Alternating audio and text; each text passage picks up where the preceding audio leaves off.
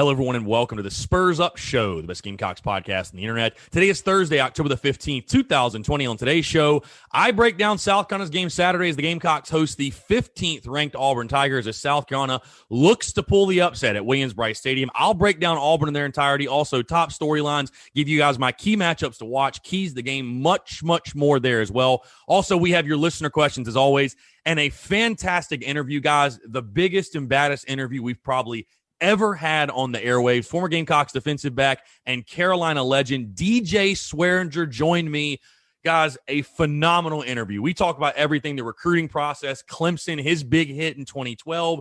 We talk about the Arkansas sequence of events. We talk about just his career as a whole at South Carolina, the NFL, so many great stories, so many backstories that you would never hear otherwise. DJ Swearinger, a phenomenal guest, and appreciate DJ taking the time. Also, he talks about the state of the program as well. We get into it all. A fantastic conversation, guys. So stay tuned for that. And it's all brought to you by our friends at Upstate Movers Group. Yes, we have a new sponsor. Very, very excited to be partnering up with Upstate Movers Group, Superior Moving Service. Guys, let me talk about these guys really quickly. They're not a trucking company, first things first. They're a moving services company. They bring care and attention other companies can't offer because they're busy maintaining trucks and profiting off of them instead of focusing on service. These guys are service-focused, and they take care of their people. They're also employee-owned co-op. Their movers are paid twice the industry average. Everyone on the crew is just invested in the success of the project. They have dedicated professional crew members as well. So, guys, you know you're going to be taken care of. You're not just going to get some other moving group that or moving company that doesn't care about you, is only in it for a buck. No, these guys,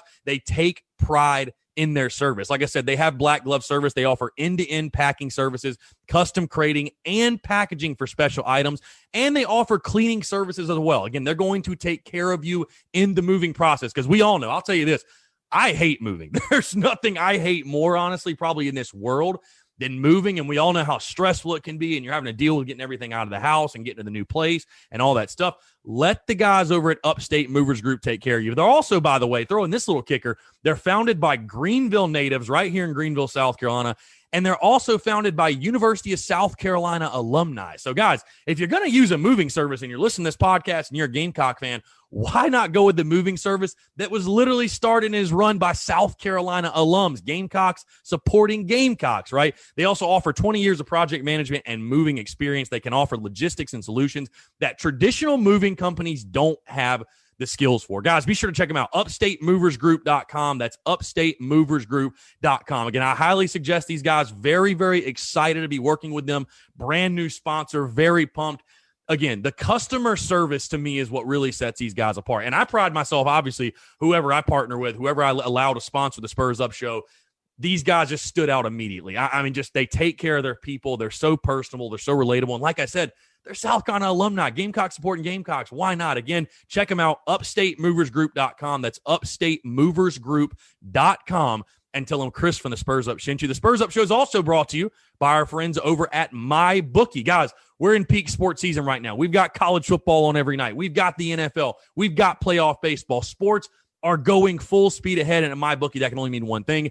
It is winning season. Winning season means doubling your first deposit. Winning season means free bets, super contests, Survivor, and more. At MyBookie, winning season's all about your chance to win big. Guys, like I said, you can bet anything, but we got Major League Baseball playoffs right now, college football, NFL, there's UFC.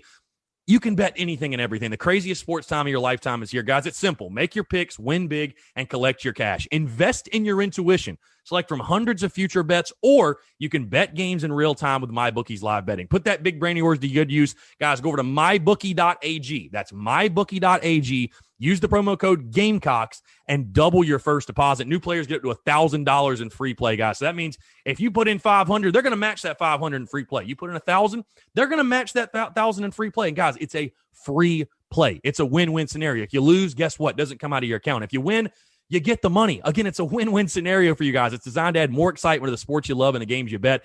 Thousands across sports wagers, props, and parlays await. Sign up now to bet with the best and celebrate your victory. Again, guys, that's mybookie.ag, promo code Gamecocks, mybookie.ag, promo code Gamecocks. Your winning season begins today only at MyBookie. Let's get it.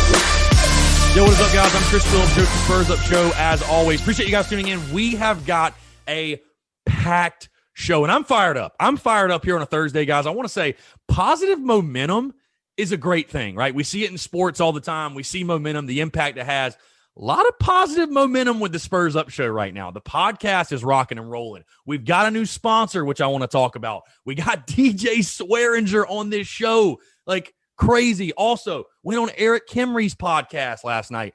Positive momentum is a beautiful thing, and obviously we're all hoping the Gamecocks can keep that going this weekend. But really appreciate you guys tuning in here on a Thursday. Again, a massive show, a big show. We're breaking down the Auburn Tigers. DJ Swearinger also on the podcast, which if you're tuned in for the Swearinger interview, don't skip ahead. We're going to talk Auburn first. I know there's going to be a lot of people that are tuned in to hear DJ in that interview. And listen, it is phenomenal. The best interview, the biggest, baddest interview I've probably ever done in the history of my business. I mean, literally a business impacting type of interview, in my opinion, but really, really excited, really thankful you guys are tuned in on a Thursday. We got a lot to get into, so let's not waste any more time. First things first, couple housekeeping items, a couple announcements. Obviously, we got some big news. First thing, though, if you have not done so, take 5 seconds out of your day. Go leave a 5-star review. Leave your thoughts, your feedback, whatever platform you're on, iTunes, Spotify, Stitcher, Google Play. Does not matter. I keep seeing new reviews popping up. We're getting closer and closer to that 500 mark, which I'd like to hit 500 reviews by the end of the season. But, guys, I really do appreciate it if you've done so. But if you haven't, again, take 5 seconds out of your day. iTunes, Spotify, Stitcher, Google Play. Does not matter the platform.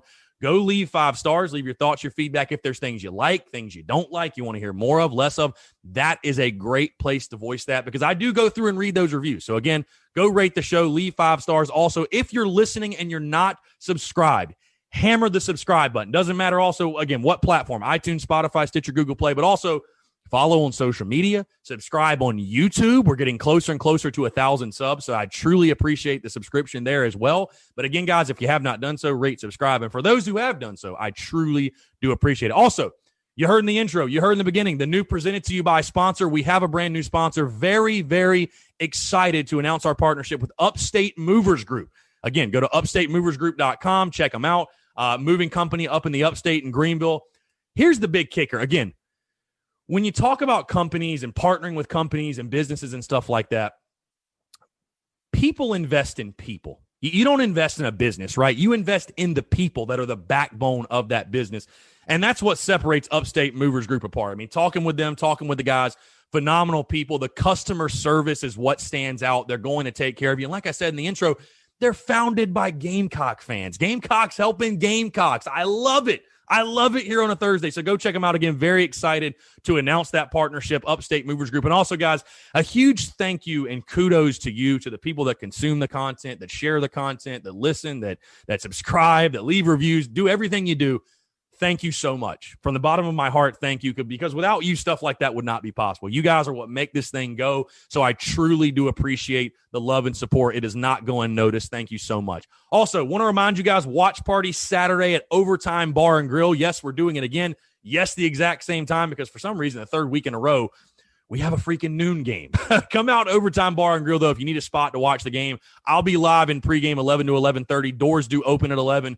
Obviously, kickoff at noon. And then immediately following the game, I will do a live post-game show via the Daily Crow that can be seen on YouTube, Twitter, and Facebook. I'm sure you guys know where to find that. All right, let's dive into the show talking the Auburn Tigers. And, guys, I'm very excited for this one. And I'm also excited to tell you about our friends over at Yardware, because today's show is brought to you by Yardware. Yardware is a veteran-owned and operating company licensed by the University of South Carolina themselves, and they're selling must-have Carolina yard and wall signs. These signs, guys, extremely high quality, made out of 12-gauge laser-cut steel, and they come in both garnet and black, so you have the option there.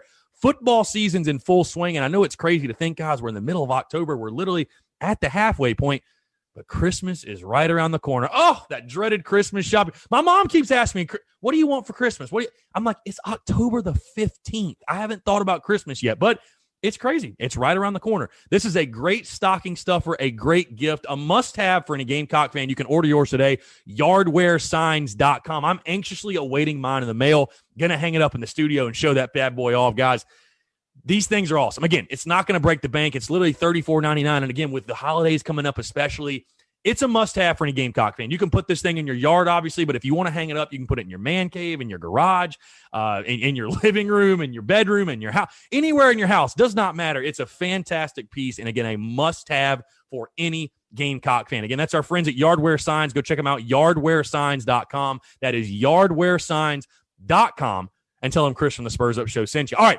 Let's dive into it. Talking Auburn, the 15th ranked Auburn Tigers come to town. A noon kickoff on ESPN at Williams-Brice Stadium. The line has moved a little bit in this, and I talked about my best bet and stuff like that yesterday, but as of right now, Auburn sits as a 3-point favorite, over and set at 51.5.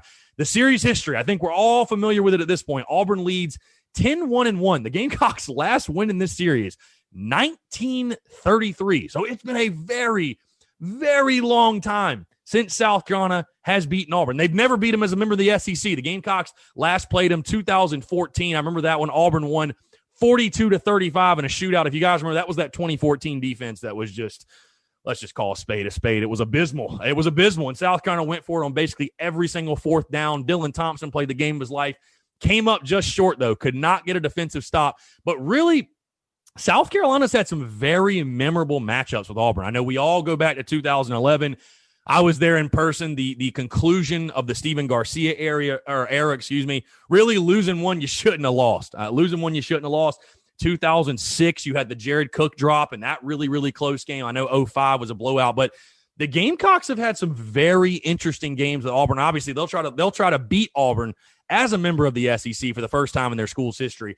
Again, the 15th ranked Auburn Tigers, their head coach is Gus Malzahn in his 8th season, and honestly, guys, it's crazy that Gus has lasted that long. It seems like every other year they're trying to fire him, but he finds a way to beat Alabama and just win enough to keep his job. But he's in his 8th season. Right now they are 2-1, and it's been a very, very up and down start to the year for the Auburn Tigers. Extremely porous offensively. When you thought they would be, they got Chad Morris, brand new OC. They're only averaging 21 points per game. They're actually averaging getting outscored. They're averaging giving up 22 points per game, and they're only averaging scoring 21 points per game. Like it's almost hard to believe and baffling that an Auburn offense could be that bad, because Auburn is known for spread, quick tempo, high intensity, high pace, whatever, and it's just not getting done right now. Again, they beat Kentucky week 1, looked pretty good doing it, ran into the buzzsaw that was Georgia's defense, and then, oh boy, last week, the logo helped them, I think. I think we can all agree. Last play that should have been a fumble was not called a fumble. They kicked the game-winning field goal. Certainly could have lost to Arkansas, but they sit at 2-1 right now. Again, averaging 21 points per game, but giving up 22. Listen to this stat as well. On defense, they're giving up 56% conversion.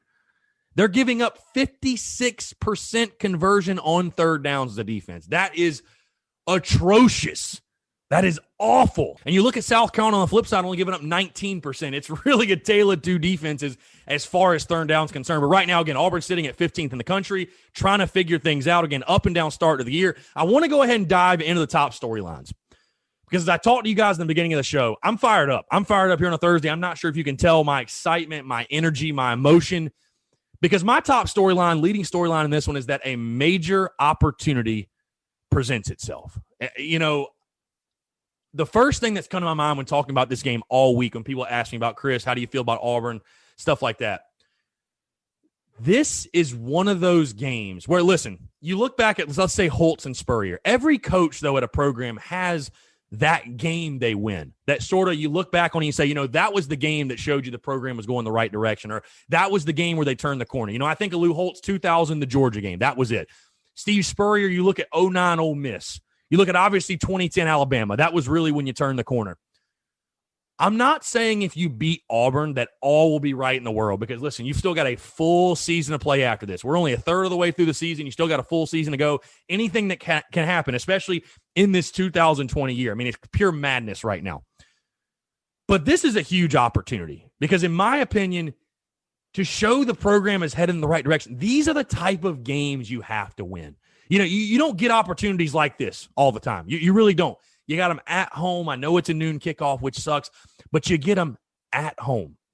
A ranked opponent, a top 15 opponent. Are they really the 15th best team in the country? I don't know, but you get them at home in a major opportunity to get, again, one of those wins under your belt. Listen, I talked about all preseason how important the Tennessee game was and that it was a must win. And just because of the layout of the schedule, if you were going to get to 5-5, which I said was my minimum expectation, and for me, 5-5 or better was the standard this year as far as if you're going to try to justify the program's headed in the right direction, you got to go 5-5 or better. Well, you lost to Tennessee week 1. Obviously, you lost to Tennessee week 1. You start looking at the schedule. You're like, what's another swing game? What's one that we can win to replace that Tennessee game with? This Auburn game, I mean, you look at the schedule, it's as winnable as any you have left. I know we go week to week, and some teams look terrible, and some look great, and some games look a lot harder than they once did, and some games look easier than they once did. But a top 15 team at home on your home field, this to me, for Carolina football, for Will Muschamp, for this program, for these players, for this fan base, this is a huge opportunity. Again, on the national stage, you're on ESPN, on the national stage, to get one of those wins that you can really hang your hat on and maybe turn around your season, get your season back on the rails, get your season back on the right track. This is a major opportunity. Again, you don't always get big opportunities like this in such a winnable game, I feel like, especially. Again, 3-point spread tells it all. This is very much a coin flip game. I view this game very much in the same sense I did the Tennessee game, where I really do believe it's a coin flip game that's really going to come down to simple things like execution and who makes fewer mistakes. But this is as big a game as any I can remember for Gamecock football. Again, you have the opportunity to take down a top 15 opponent at home. It's still early in the season. You can really turn around your season. And again, it gives you something to hang your hat on and get this fan base excited and show the fan base. Because, listen, I've been talking all week. You can talk about recruiting classes. You can talk about facilities. You can talk about staff continuity and graduation rate and all these things. Those are all nice to haves for sure, and they all lead to the ultimate goal. Winning games is what shows the program is headed in the right direction. Winning games like this one show the program is headed in the right direction. Again, you have a huge opportunity on Saturday. A major opportunity on the national stage, again, to show people, hey, we're here. We're here. Year 5, we're ready to compete. We're ready to compete with the Auburns of the world, with the Floridas of the world. Listen, you had Florida on the ropes a little bit. Obviously, you had Tennessee on the ropes. Probably should have won the football game. But at some point, you got to have that. You got to break through. You got to come through in a game like this. At some point, you just have to. If you're going to try to sit there, if you're a Gamecock fan, and argue me till you're blue in the face that Muschamp's the answer, he's the guy, the program's headed in the right direction, show me. It's games like Saturday where you got to show me. You got to show me if you've really turned the corner and you're really heading in the right direction. And if you're going to get to that 5-5 or better mark, it's a game like Saturday that you've got to find a way to come out on the right side of. Again, you got them at home. Auburn's reeling right now. I know you're coming. Listen, I don't want people to get carried away because of the Vanderbilt game. Obviously, I've said that all week. It was Vandy. Vandy was not very good. But you've seen some positive things in the first 2 games, too. You've seen some positive things coming out of that. There are some bright spots on this football team. Hell, look offensively. You're averaging 30 points per game. I never thought that was going to happen. But you've kind of started to find something here. Obviously, defensively, there's still major question marks. I totally understand that. We're going to talk about that in just a second. But again, to justify this program is headed in the right direction, to justify it's trending upward in Columbia, a game like this one on Saturday, this is an opportunity you simply have to take advantage of. In front of your home fans in your building, you got to find a way to come out on top. It'll be really interesting to see how South Carolina performs with that type of opportunity at their feet, with that type of chance to make a splash, to turn the corner, to break through in a game like this. It'll be interesting to see how South Carolina fares. Another top storyline is something I hate to talk about, but we kind of have to do so. Does COVID affect either team? Does COVID-19 affect either one of these rosters? Listen, Florida LSU has been postponed. Vanderbilt they've postponed their game with Missouri. Obviously, the Gamecocks coming out this week and saying contact tracing, blah, blah, blah, whatever, we should be fine. But you never know. And we're not going to know till Saturday. Does either team take a hit? That will be something to watch. Again, it's got to be a little unnerving as a South Carolina fan when your last 2 opponents are literally postponing their games because of coronavirus. So does COVID affect either roster? I think that'll be something really, again, to keep a close eye on. And we probably won't know till day of game because like we've said before, and like Muschamp said, he's not talking about injuries. He's not talking about COVID. He's not talking about any of it. So does COVID affect South Carolina or Auburn's roster for Saturday? That will be something to keep an eye on. Another big storyline for me is Bo Nix. And, Bo Nix was obviously expected to be one of the best quarterbacks in the SEC. And for whatever reason, Bo Nix nor this Auburn offense has clicked worth a damn. So far, he's 54 for 95, completing 57% of his passes. He's thrown 4 touchdowns and 1 pick, but he's only averaging 199 yards per game. And it looks a lot like what some are calling a sophomore slump. How does he play in this game? Can Carolina take advantage of a slumping Bo Nix? I've been very surprised at just how erratic he's been this year. I've never seen a guy so willing to just shovel the ball out. Like, every time he's under pressure, I see him shoveling the ball to nobody. Like, there's definitely a disconnect there, I would say, at least from my point of view, because I've watched Auburn a little bit. I watched the Auburn-Georgia game, caught the end of their Arkansas game. I watched the Kentucky game pretty intensely as well. I don't know what the disconnect is with Bo Nix and Chad Morris or whatever, but he has looked like a different dude this year. So, again, coming into your house, Bo Nix has shown, if you get pressure on him, he's erratic. He might give the ball up to you. Fumble, pick, whatever it may be. And obviously you're talking about a South Carolina defense. They've been fantastic on third down, but your secondary struggled. You're not doing a fantastic job of getting to the quarterback as far as the sack numbers are concerned. Can South Carolina's defense really rise to the occasion and take advantage of, a slumping Bo Nix? Can they take advantage of it? And what type of game does he have? Because, again, it's going to be one of those games. Either Bo Nix figures it out and torches the secondary and he gets back on track, or, again, South Carolina is going to take advantage of the poor play he has displayed this season. They're going to force him into mistakes. Because, again, he's shown he'll give the football up, in my opinion. Been extremely erratic, and that has been surprising to me. We know he can beat you with his legs and his arm. He's a dual-threat guy. But, again, he just has not been the same player that we saw last year. Can South Carolina's defense, again, rise to the occasion and take advantage of that?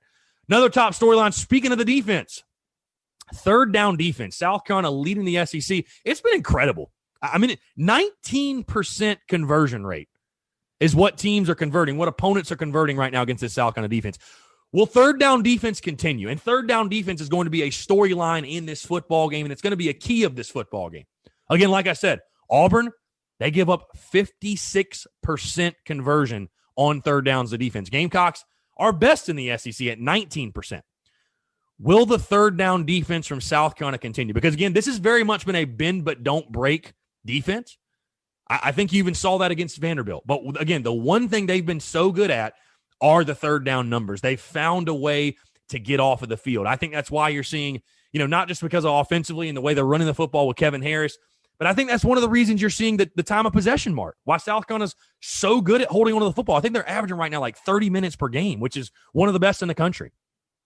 And again, it goes back to Colin Hill's steady hand and feeding Kevin Harris and running the football, trying to establish the run. But also, it just comes back to South Carolina's been able to get off the field defensively. Will they be able to do that? Again, a bend but don't break defense will be needed because Auburn's got playmakers. Auburn's got guys on the outside they can go to. Can South Carolina, and I won't even say keep up in the sense of like putting up 19% again, because you're probably not going to be at 19% at the end of the year. Like those are insane numbers. But can they continue to be dominant on third down, bend but don't break, and win third downs and put South Carolina in good positions to be successful as a football team? That'll be interesting to watch as well. Another top storyline, keeping Colin Hill upright. Like I said, I'm a fan of Colin Hill. I think he's played beautifully through 3 games. He's not a perfect quarterback. I'm hesitant to call him a game manager, but overall, I got no issues. I got no issues with the way Colin Hill has played through these first 3 games. He's a steady hand. He's looked efficient. He's done his job. He has done his job. He has not played South Carolina out of football games. I think he's done a fine job for this Gamecocks football team. But the thing that's definitely been concerning, because South Carolina's been solid as far as run blocking. They really have. But the pass blocking has just been non-existent at times. And Colin Hill obviously is not fleet of foot. He gets pressure on him, he's caving. I mean, I'm sure you guys have seen a lot of times Colin Hill just falling to the ground when there's pressure coming. And that's generally what you're going to do when you have 3 ACL surgeries on the same leg. So can South Carolina, again, Auburn's got defensive talent. I know they lost a lot from that defense last year.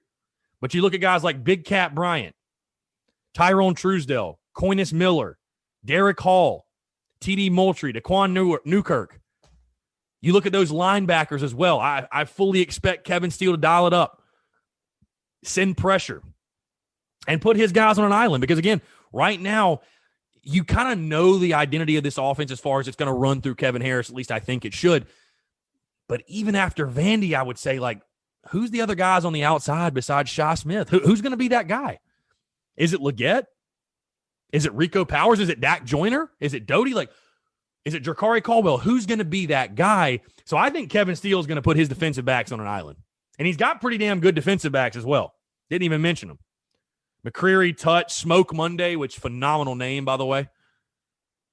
He's got some good DBs. I fully expect him to put them on an island. He's going to dial up and bring pressures. Can South Carolina's offensive line group, can they match the great run blocking? Can the pass blocking match? Can the pass blocking hold up their end? You got to keep Colin Hill's jersey clean if you're going to win this football game. Another top storyline, Kevin Harris. Kevin Harris.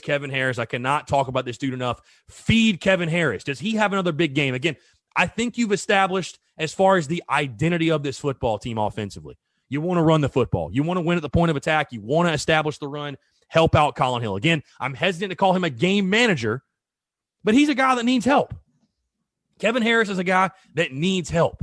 He needs the assistance from his teammates. He needs his playmakers to make plays.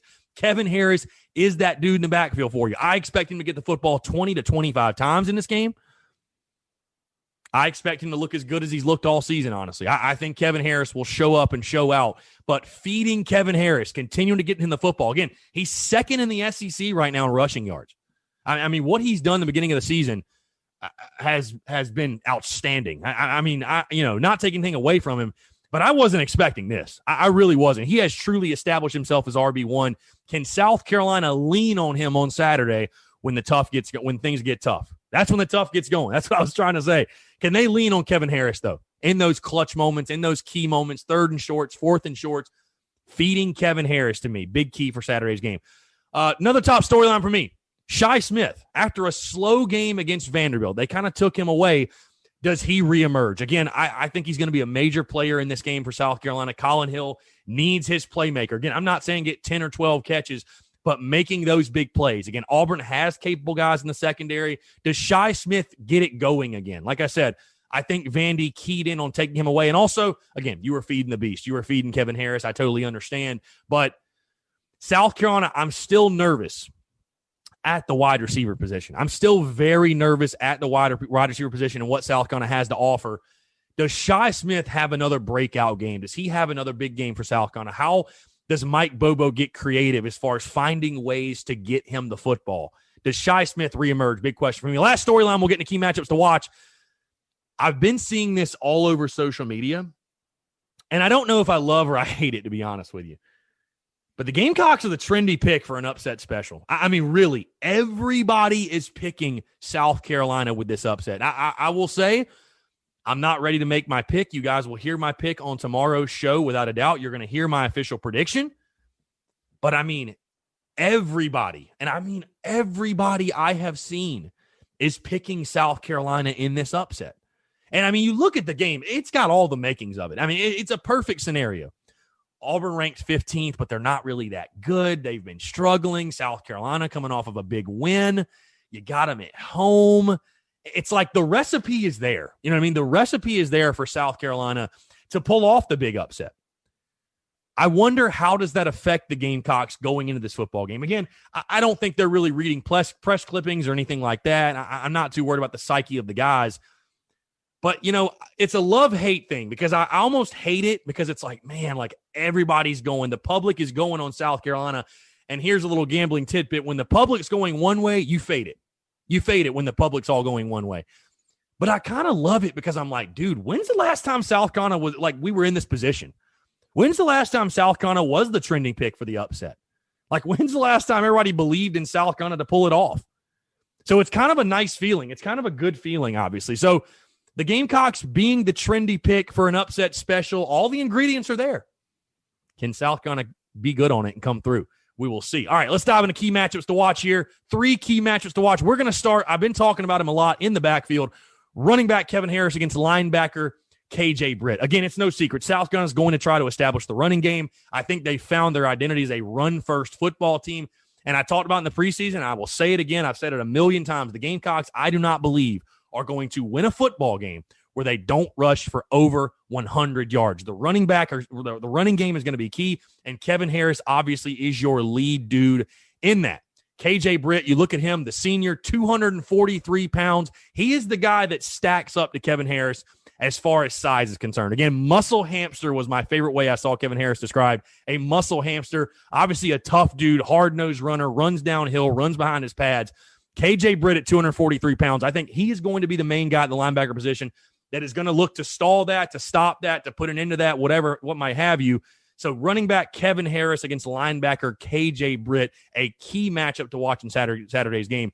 My second key matchup to watch, defensive back J.C. Horn against wide receiver Seth Williams. This one, guys, you should not be surprised at all. Williams, a big target. This you guys are going to get. We're going to get a preview of an NFL matchup. Like, you're going to see these two going at it on Sundays. Both guys are NFL guys. Seth Williams, 12 catches for 216 yards. And 2 touchdowns thus far. Again, he's a big-bodied wide receiver, and I fully expect South Carolina to put J.C. Horn on him. But this matchup should be a lot of fun to watch. This one should be a lot of fun to watch. Again, this is 2 future NFL guys just going at it. So, again, J.C. Horn against Seth Williams, a big key matchup to watch. And my final key matchup to watch, J.J. Enigbari. First things first, kudos to him on the season he's had thus far. I want to read off his stats. 13 total tackles, 3.5 tackles for loss, and 3 sacks. He's been an absolute disruptor. That is the best way to put it. He has been a disruptor this season for the Gamecocks. And I talked about Bo Nix, and can South Carolina's defense take advantage of a slumping Bo Nix and a Bo Nix that just doesn't look like himself this year? He's very erratic, and he's shown the willingness to give up the football. Like, I really think Bo Nix is kind of that gunslinger mentality. If you're able to get pressure on him, good things are going to happen. So defensive lineman J.J. Enigbari against quarterback Bo Nix. Again, Enigbari, 3 sacks in the season. Auburn's weakest position unit, in my opinion, is their offensive line. The Gamecocks should be able to get after Bo Nix, and it's going to start with a guy like J.J. Enigbari. Again, 3 sacks already. He has been phenomenal off the edge for the Gamecocks this season. Let's dive into keys to the game now. My 3 keys to the game for Saturday's game. And I just talked about J.J. Enigbari, and I just talked about that Auburn offensive line and pass rush. My first key to the game is simple. Pressure with 4. Now, let me explain. Just getting pressure is not the key here. What helps an average secondary or a secondary that is struggling? Because, again, let's face it. Outside of J.C. Horn and Israel McQuamu and even Izzy at times, but outside of those 2 guys, you've still got major question marks in the secondary. You've still got major question marks in the back end of your defense. And if you go listen to any interview I've talked to, any guy I've had on this show that played defensive back, any former DB, you know what they say helps the most for a secondary? A great pass rush. A fantastic pass rush. Can South Carolina get to Bo Nix with 4, though? Can they get pressure with 4? Because, listen, if you're having to dial up blitzes, and I'm sure they will do that either way, but if you can't get pressure with 4 and you're having to send extra guys and put your defensive backs on an island, that's not a recipe for success. So, again, it's not just about getting pressure on Bo Nix. Yes, of course, you need to get pressure on Bo Nix because I really think you can get the ball off him once or twice. I really do believe so. But it's about, can you get pressure with a 3-man rush? Can you get pressure with a 4-man rush? How do Will Muschamp and T-Rob use their athletes up front? The J.J. Enigbaris, the Jordan Birches, the Zach Pickens, the Jabari Ellises, the Keir Thomases, the Brad Johnson, stuff like that. How do they use their athletes up front and get to Bo Nix? Because, again, the Auburn offensive line, I think they replaced like almost all 5 starters, I believe. The Auburn offensive line has been a weakness. They have been a weakness. That's an area, that's a matchup as a position unit. You've got to be able to win that. You got to get pressure on Bo Nix. They've got athletes and weapons on the outside. You cannot just let Bo Nix sit back there and pick you apart. And like I said, what helps a struggling secondary more than anything?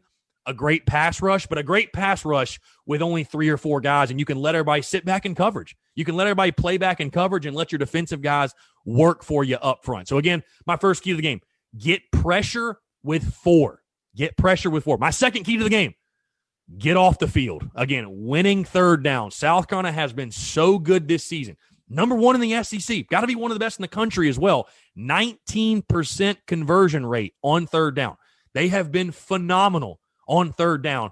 You need it to continue on Saturday. Again, asking you to only give up 19% again, that might be a little bit of a stretch, but you got to find a way to win on third down. That bend but don't break mentality. Auburn's going to get their yards. I know they haven't been great offensively, but I fully expect Gus Malzahn, Chad Morris, they're going to have a good package put together. They're going to have a good offensive game plan put together.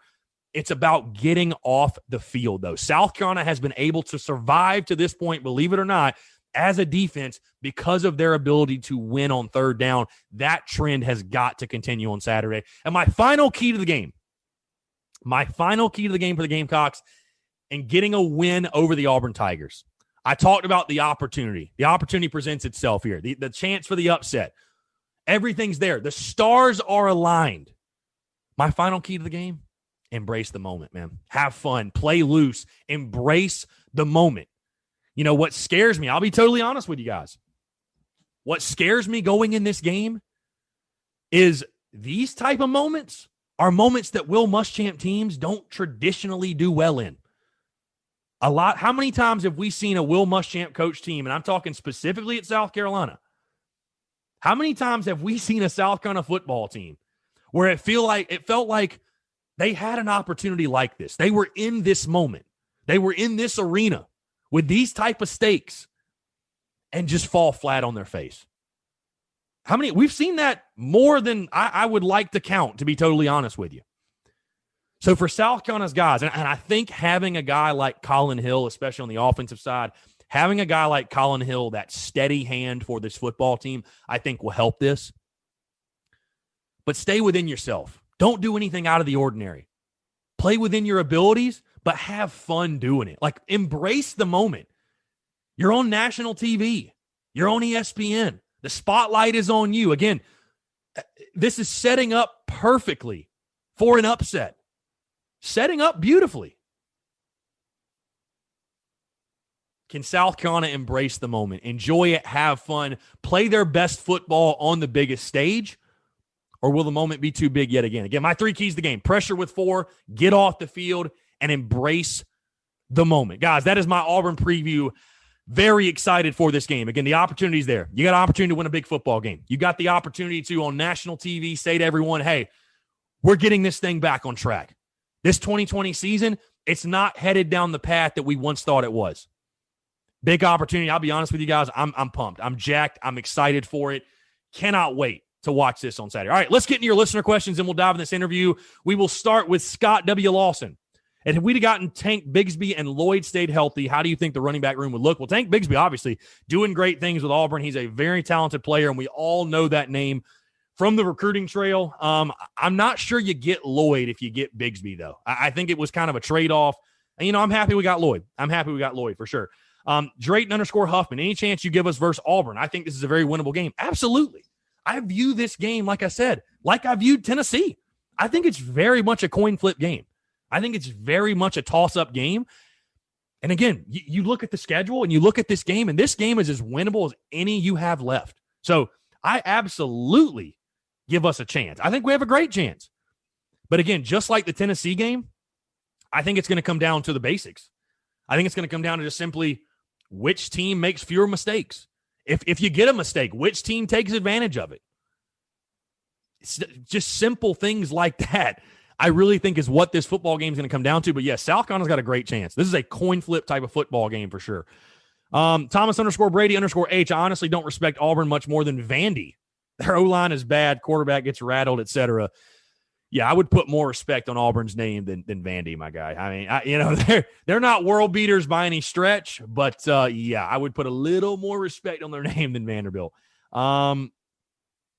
Meredith Holiday, do you think we could do it? Arkansas got really close. Yes, absolutely. Again, I don't think it's crazy to think South Carolina could win this football game.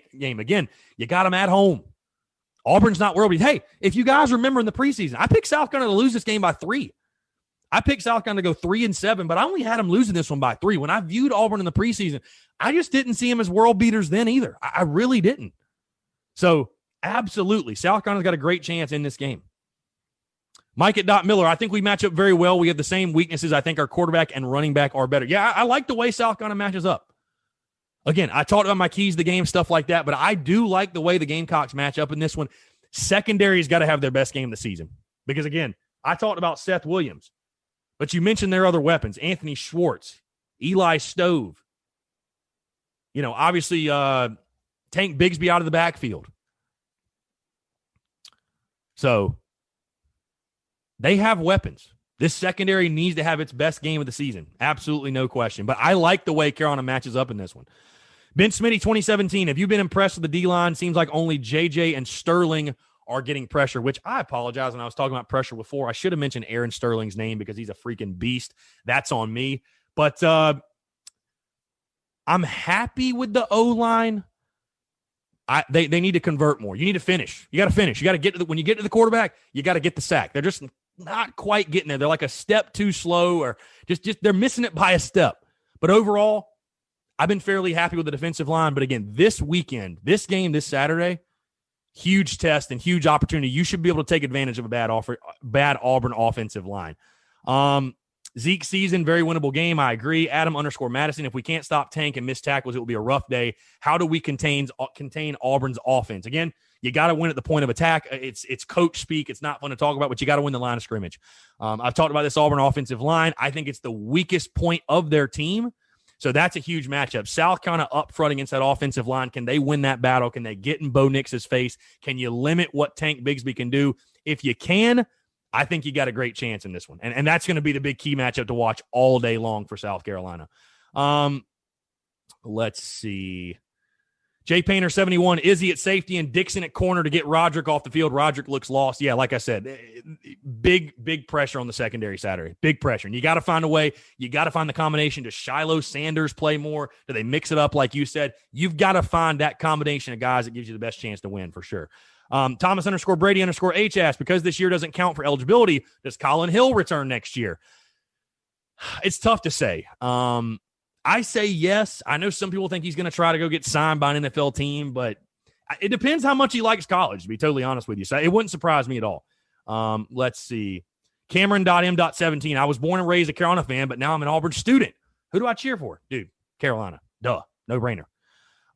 Let's see. Austin G _45. Does Dak get more touches this week? I would assume so, since he scored with one touch. I would certainly think so. Find creative ways to get him the football. Again, this is still a South Carolina offense that can use all of the athletes it has. Find creative ways to get in the football, whether that's the Wildcat, whether you want to get it to him on a bubble screen, you want to do another reverse, a jet sweep. I'm not saying Dak Joyner should touch it 10 to 12 times a game, but he ought to be touching it 3, 4, 5 times a game, man. Let's just see what happens. You gave it to him once, he scored a touchdown. Why not? Get the ball in his hands, see what happens. Let your athletes make plays. Joey.Simmons, any chance that we can get the 2021 recruiting class into the top 30? I don't think so. I mean, it's possible. I think you're looking finishing somewhere 35th to 40th, though. I just think the lack of in-state talent this year is killing South Carolina. Let's see. Got to stop Tank. I agree. Zach _Gale 23. Do you think we'll see some action with Jaheim Bell? It's really tough to say. I would probably say no. Missing all that practice, is a bigger deal than most think. But no, I don't think we see Jaheim Bell this weekend. But at some point, yes, I think he'll be in there making plays for South Carolina. David _Barnes 76. Will Bell jump Muse or Mullins in our starting lineup? I don't think so. Again, missing all that practice. Really tough on a young guy like that. So I think you'll continue to see Nick Muse targeted for South Carolina. Hunter Lee _31. Most improved player. I mean, you got to go Kevin Harris, right? I mean, I'm not saying he was bad last year, but this dude has turned into a beast. He has turned into a freaking monster. So I got to go Kevin Harris. TGH _3. I think this week versus Auburn will be the ultimate measuring stick. No excuses this week. I agree with you. No moral victories. There are no moral victories this week. Absolutely none. So this is a huge test. You got huge opportunity. The spotlight's on you. What do you do with it? And last question here. World of Cock. What a username. Very nice. You think we can win the next 2 games? It's possible. I thought we had no chance in the LSU game before the season. Now that one looks winnable. Obviously, their game with Florida getting postponed. But, man, 2020 is crazy, man. 2020 is absolutely insane. So, nothing should shock any of us at this point, I think. So, we'll see. Should be a lot of fun. All right, guys. Appreciate the listener questions. Appreciate you guys tuning in as always. This interview, fantastic interview, the biggest interview I've ever done or had on the show, the biggest interview in the history of the business. And sitting there, being able to talk to DJ Swearinger. First things first, DJ's a phenomenal dude, loves the game of football, loves his Gamecocks, loves the university. That was evident to me.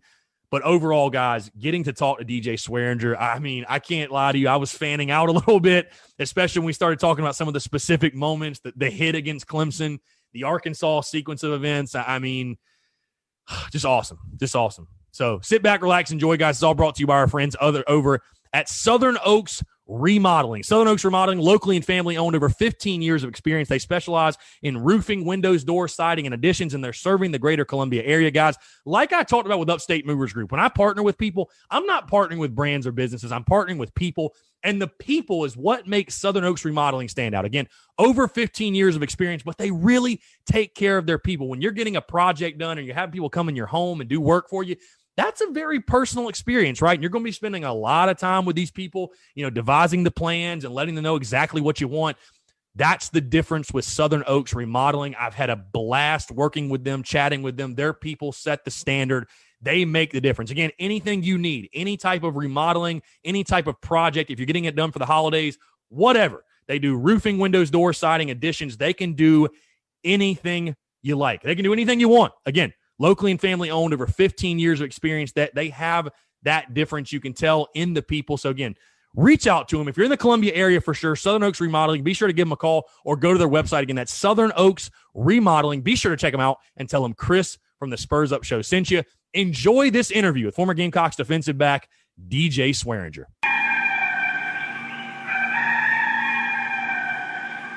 All right, joining us today on the Spurs Up Show is a man that played for Gamecocks football from 2009 to 2012. During his career, he had 244 total tackles, 6.5 tackles for loss. He had 6 total interceptions, 2 of which he returned for touchdowns. He also had a fumble recovery for a 65-yard touchdown against UAB in 2012. He was also named second-team All-SEC in 2012. In 2013, he was a second-round draft pick, and he's had an extensive stay in the NFL with a number of different teams, the Texans, Buccaneers, Cardinals, Redskins, Raiders, and is now a member of the New Orleans Saints. I'm very pleased to be joined. Former Gamecocks defensive back, Gamecock legend. You may know him better as Jungle Boy Swag or Two Spoons, DJ Swearinger. DJ, appreciate you taking the time. Man. It's a pleasure to have you on. Thanks for having me, man. Go Cox. Yes, absolutely. Go Cox. There's a lot of accolades, by the way. I forgot to even mention as well, because I want to read these off because this is a big deal. Your career NFL statistics, at least going into this season, 411 total tackles, 4.5 sacks, 9 forced fumbles, 4 fumble recoveries, 14 interceptions, 42 pass deflections. You, sir, have been blessed with a fantastic career, not just in college, but in the NFL as well. So kudos to you. But let's go all the way back, DJ, to the beginning, because you're a kid from Greenwood, South Carolina. You're from the state of South Carolina. And a couple of weeks ago, I was lucky enough to chat with another legend, and that is Brad Lawing, former Gamecocks assistant coach. And he's the guy that recruited you, obviously. And we talked about you a little bit for sure. So I want to go back to the beginning because you in high school were committed to go to Tennessee for a while. You flip, you go to South Carolina. Just talk about, again, being an in-state kid, the recruiting process, what that was like, and why you eventually chose South Carolina. Well, early, man, I fell in love with Tennessee. I think it was my junior year. They had a lot going on, and then, the coaches got fired.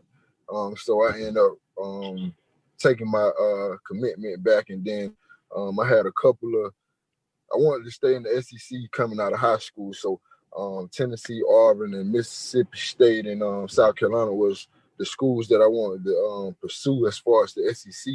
I had a lot of other offers, but I didn't want to play in the ACC or anywhere else.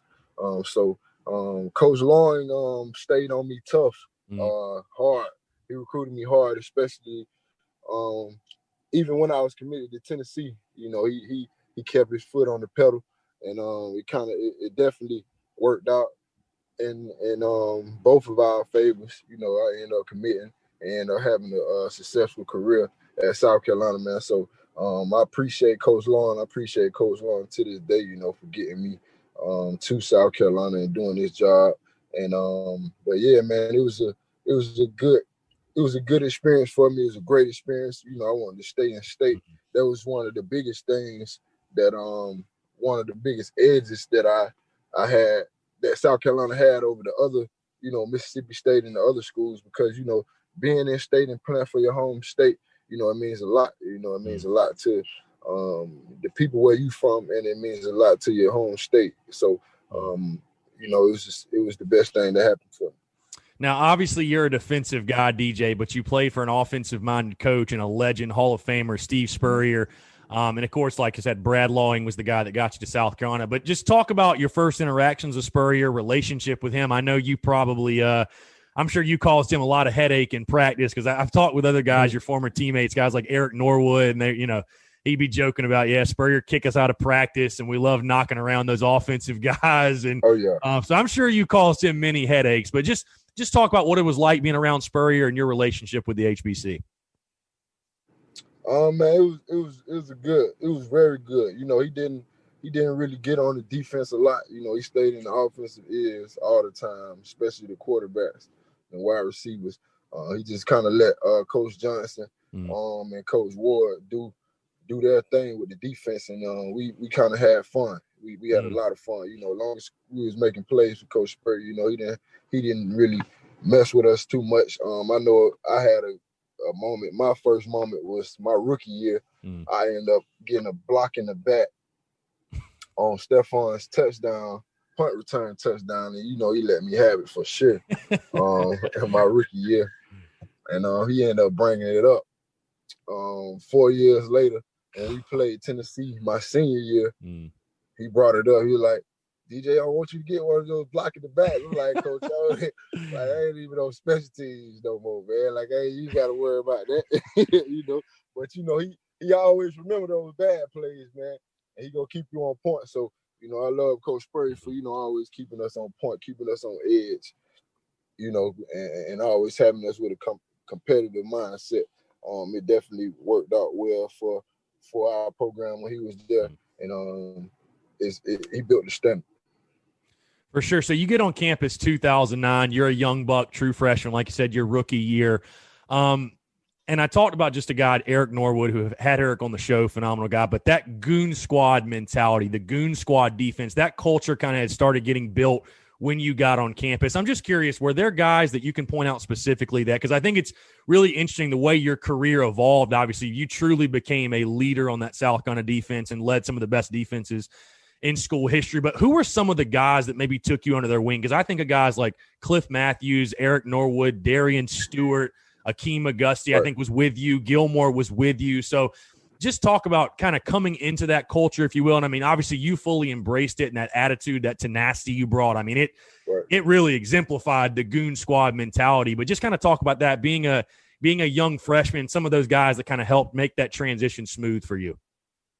Yeah, my freshman year, we had guys like Eric Norwood, Darian Stewart, Cully. We had Akeem Auguste. Me and Stefan were freshmen. We also had,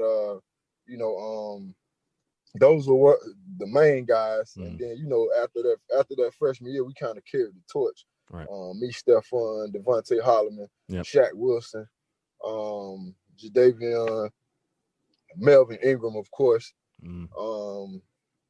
Cliff Matthews, Traven Robinson. We kind of kept the goon squad mentality going, and that goon squad mentality was, it was just sort of a savage mentality that we were going to dominate no matter what, no matter who was in front of us, whether it was practice, whether it was a walkthrough, whether it was the weight room, whether it was running out there on the field, getting better during the summer and the off season. The mentality just was to be a goon, to be a savage, and be a fierce competitor. We wanted to strike fear into whoever we played against, regardless whether it's practice, whether, like I said, no matter what the situation was, we wanted to strike fear, and we wanted to put it on film to show all the other teams in the nation that if you play South Carolina, you go get smashed mouth football, you go get a lot of hard hits, you go get a lot of talking trash, but we're gonna talk trash, but we still gonna get the job done. And that's one of the things that you got to make sure that if you talking trash, you got to make sure you back it up. And that's something that we did well. We saw the fear that we put in people's eyes. Quarterbacks, we had I remember Georgia game, man. Georgia Clemson games. You would see the fear in the quarterback's eyes. You would see the fear in wide receivers' eyes, and in the fourth quarter, we were that much in shape and that much. We had so much confidence that when it's fourth quarter, the game is over with. Especially as far as the defense is concerned, and that mentality, man, it was contagious. It was contagious throughout the whole locker room towards the offense as well. They can't be as mouthy as the defense, but it was the mentality that we never gonna back down. And previously, before we got here, me, Stephon, and Melvin, we would always be like, man, like they always see South Carolina. They would always see South Carolina as the underdog. And when we got to South Carolina, we wanted to be the team that stood toe-to-toe with LSU, stood toe-to-toe with Alabama's, the Floridas, the Georgias. We wanted to beat those teams. And that's where that mentality came. And then once we got the feeling and got the confidence in 2010 that we beat Alabama, the number one team in the nation, it was all she wrote. They gave us all the confidence that we needed, and we built the legacy that hopefully we can get back to. Yeah, I wanted to ask you about that 2010 season because obviously a lot happened. You beat Alabama, and it was kind of, the Spurrier era kind of culminated getting to that point. You get on campus, and I'm sure you could see they were obviously changing the culture of South Carolina football, and obviously you were a part of that. 2010, you go to Atlanta. Unfortunately, you face Cam Newton, who I know you're extremely familiar with now, but he turned into Superman in the Georgia Dome. It is what it is, but either way, 2010, you beat Alabama. And I want to ask you specifically as well about you specifically coming into your own as a player because, like you said, that sophomore year, I mean, you could see it as really when you, Stephon, that group really started to take over the defense. And I know you've probably seen this graphic before, but they show the starting lineup in the secondary from that Alabama game, and it's like NFL, like some dudes, like you said, some savages. I mean, absolute savages. There was a reason for the success. But I want to ask you, too, just talk about that 2010 year, getting to Atlanta, being the first South Carolina team ever to get to Atlanta, and also a specific play for you. And I just want to get your take on this play. You had a pick six against Troy, and I know maybe it won't be the first highlight that comes up in your career, obviously, but I'm sure that had to mean a lot for you. It definitely was the real first big play for you. First time. Yeah, your first big play for you. I'm sure that had to mean a lot to you and probably still does to this day. Yeah, it most definitely does, man, because it was one of those moments where I understood taking the film room to the field. Me and Stephon, I think our sophomore year, well, my freshman year I played corner. So it was sort of like, they was kind of trying to put me in a position just to get me on the field somewhat, to get playing time here and there. And then sophomore year I moved back to safety where I was most comfortable. And me and Stephon, we used to always watch film. We watched a few documentaries on Ed Reed and Ray Lewis, and we saw how they carried themselves. And we sort of kind of tried to mimic that within taking care of our bodies, getting in the cold tub, hot tubs, getting the extra film, getting the extra work. We did all the extra things that year, and that Troy game was that was one of the games to where I figured out a route. In the formation, it was like, okay, if I get this formation and I get this alignment, I'm gonna jump this route and I'm gonna take it to the house. And it was the exact play that I visualized, and I end up taking it to the house on the exact way I visualized it. And it was just a very big confidence moment for me to take what I watched on film all week to put it in, make it happen on Saturday. And once I did that, man, it was kind of like all she wrote. It was kind of my formula to it. Like, okay, if I watch it on film, then I make the games easier, and I make the people around me better by knowing what's going on and alerting people that, hey, the slant might come Stephon, the go ball might come Stephon, and it made us play together by watching the film. And that sophomore year, that pick, that was one of the most defining moments of my career. Along, of course, with the Alabama game, because the Alabama game was actually my first career start. And I had a career high 9 tackles that game. So, that sophomore year was definitely a huge year for me and for our secondary to really take over and be the secondary we wanted to be. Defense, period. For sure. I want to ask you, DJ, we got to talk about the Carolina-Clemson rivalry because you went undefeated in the rivalry. You obviously had some major plays, right. And I just want to get your take. Again, you're able to stay in-state. You're an in-state guy, so I know that rivalry had to mean a lot to you. Just talk about playing in that rivalry, how much pride you take now going undefeated. And, of course, we've got to talk about 2012, the hit as it's known. And I'm sure it was like a quick rush of emotion, but you just flat out lay out Andre Ellington and get in his face and kind of let out the emotion. Talk about that. Talk about the rivalry as a whole, some of your best memories from it. Yeah, man, Clemson was kind of like it was kind of a hate thing. I took it more personal because I'm 45 Greenwood upstate. You know what I'm saying? So we ain't but 45 to an hour to get to Clemson from Greenwood. And I would always, growing up, my auntie went to Clemson, so I was familiar with Clemson growing up. So, that was one of the games, one of the only like big time games that I went to as a kid, Clemson. So I kind of had them in the back of my mind growing up.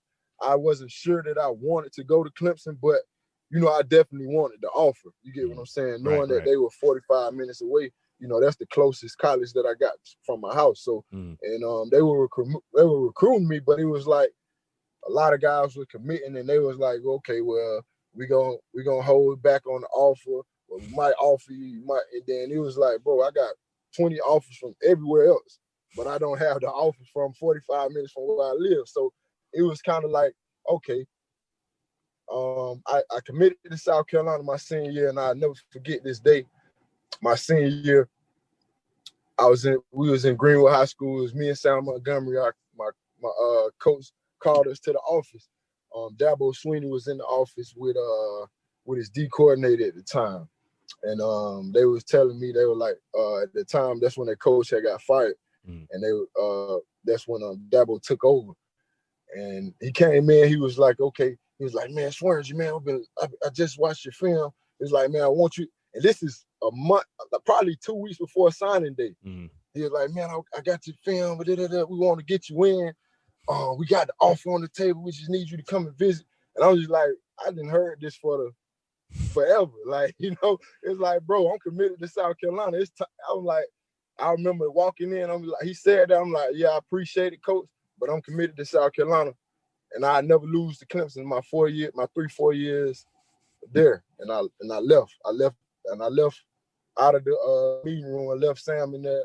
Sam and my coaches in there, and I end up going, and I wanted to stand on it. I wanted to stand on what I told Dabo, that I would not lose, because I felt some type of way without not getting the offer. You know what I'm saying? And we end up getting to Carolina, go 4-0, of course. And the last game was kind of like the stamp for me, because it was, I was 3-0, and I remember saying that I would never lose to Clemson my time there. And, I remember that whole game. I'm just telling DeAndre Hopkins and Andre Ellington, I'm just like, bro, I'm going to catch one of y'all.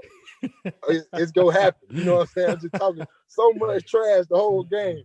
And I remember before that game, when they do the starters and they boo everybody.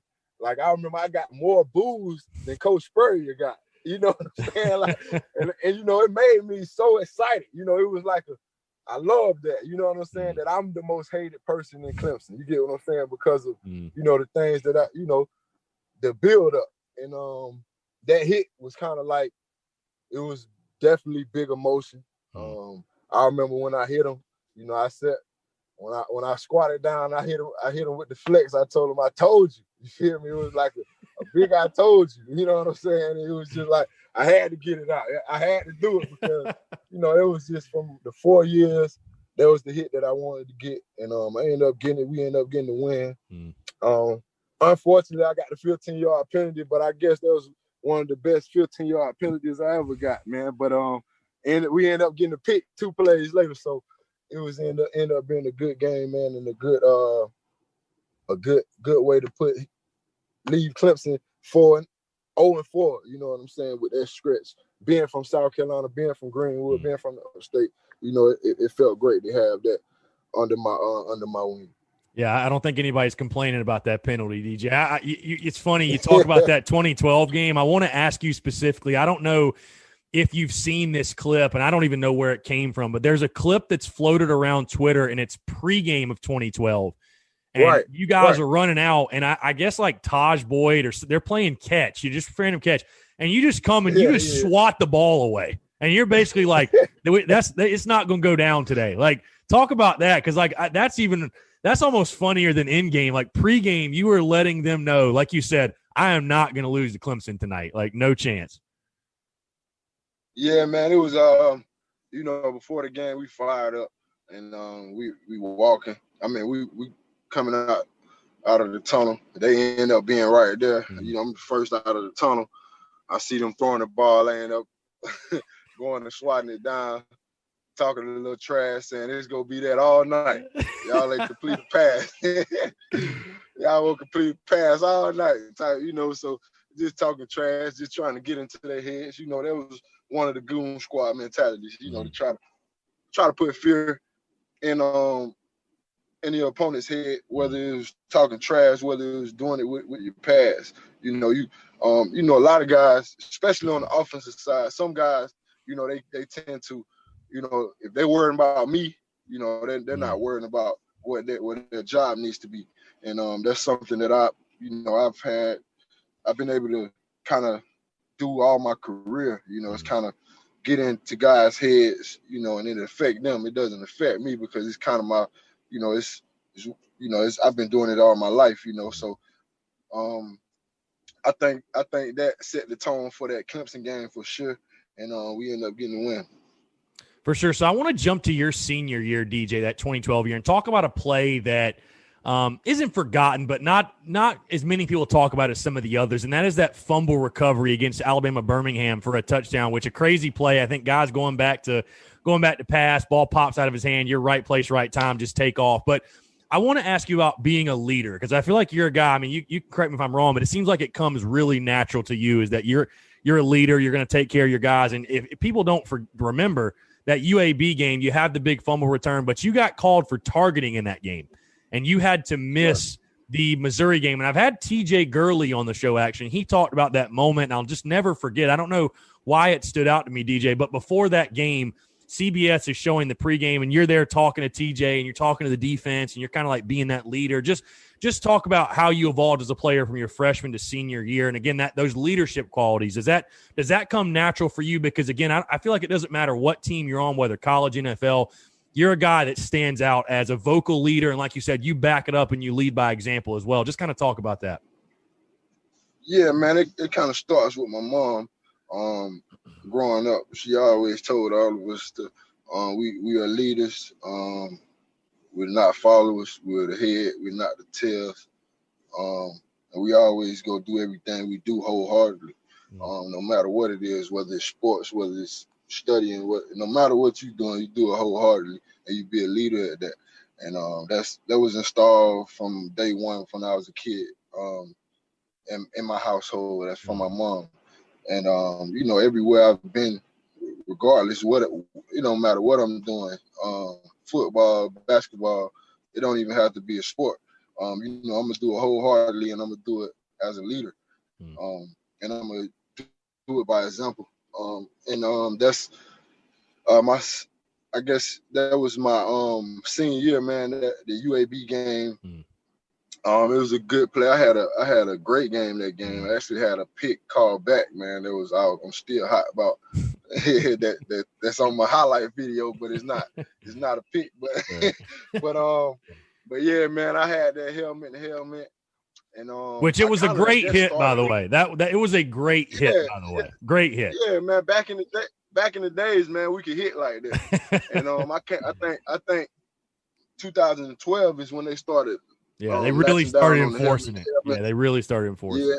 Yeah, I was one of the first people that got suspended for a game, which crushed me because right. Missouri was it was the first time they was coming in the SEC, and we wanted to give them a good introduction to the SEC. But the guys did well. I stayed in my young bucks ear the whole week. and I think he had a good game as well. But I definitely was there for my guys. I wanted to be there. I wanted to be in the game with my guys. But everything happened for a reason, and we end up winning 38-6. Supposed to have been 0. They end up scoring a touchdown with like 1 minute or 2 minutes to go. But it was a good showing for us. A good way for me to lead from the sideline. But it was all a part of the process. Now, I want to talk to you a specific game, 2012 again, and another game where the defense, you guys almost had the shutout, let up a late touchdown. We won't hold it against you, but 2012 Georgia, 35-7. Game day is there, highest ranked matchup ever. Williams-Brice is rocking. It's crazy. A night that no Gamecock fan will ever forget. Obviously, the defense was phenomenal. I mean, you talked about it earlier. Offense is being scared of you guys. I mean, heck, J.D. Clowney straight up said it. Aaron Murray scared of us. Taj Boyd scared of us. And you could definitely see that. I mean, they had the names, Murray, Todd Gurley, all these guys. You guys did not care. Devontae Holloman with the big pick. Obviously, the pass rush was insane. You had a great game. You guys have that 4th and goal stop. And the picture that stands out for me, I'm sure you've seen, is you – I forget who you're looking at, but you're pointing to the sideline. Like, get back to the sideline after you guys had just made a stop. Just talk about that game, that day as a whole, man. Again, college game day. Like, the electricity in Williams-Brice was insane that night. And you guys go out and don't just beat Georgia, but beat the absolute hell out of them. Oh, yeah, man. It was – man, I'm thinking about that game, man, giving me chills, bro. Like, it was a crazy game, man. Just remembering the atmosphere, like it's I probably haven't played in another atmosphere that live, man. Like when you feel like, we standing on the chairs, you feel the chairs rocking. You know what I'm saying? Like the bleachers are rocking when Ace takes his punt return to the house. I mean, it was the loudest I ever heard a stadium from. It don't matter where I've been. That was the loudest we've ever heard a stadium. On that punt return, and it was kind of like, it's over with. Especially because I think we go up 21-3, and I think to start the game off, I think Demir Bird had a big time catch on Rambo, and it was like, okay, we got Bird mossing people, we got the Birdman mossing people. It's gonna be a long night, man. If y'all let Birdman moss y'all, man. So it was kind of like, we just knew we were going to win that game. We knew we was going to dominate that game just because of the preparation we had. It was a primetime game. It was kind of our moment to kind of really put our stamp down on and show the world that, South Carolina football can compete with the best teams in the nation. And we are one of the top teams in the nation. And we dominated, man. We dominated that game from start to finish. From pass rushes to defense to offense, special teams. It was a total dominant game, and it was one of the best memories that I definitely had. And Gamecocks fans will definitely always remember that one. Absolutely. So I want to stick with 2012 and another great memory, and one that I know is one of the most popular of your highlight reel, the 2012 Arkansas game. You get called for the 50, which again, another great hit. You get called for the 15-yard penalty though. And I loved after the play, you were like celebrating, like doing your whole thing, whatever. And they call the flag, whatever. Right. Next play, pick six, take it to the house. You throw the ball into the stands. One of the greatest sequences ever. Todd Ellis famously on the call, who cares, whatever. Just talk about that sequence of events though. There's the penalties.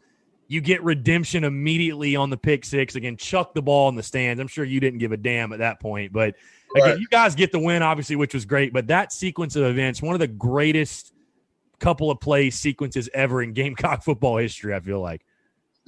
Yeah, man. That was one of my signature games as well. My senior year, National Player of the Week.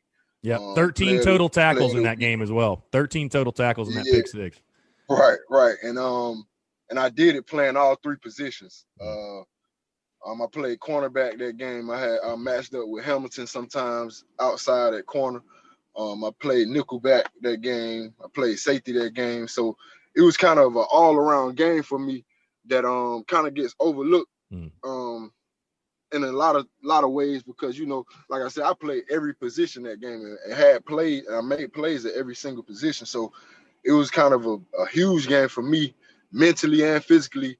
And it was another one of those moments to where, you know, I had that formation. If they have this formation where Jacoby Hamilton is in that 3 position, he's gonna run it out. And if I get a good jump on it, I'm gonna pick it off and take it to the house. It was sort of like taking the film room again and putting it out there on the field.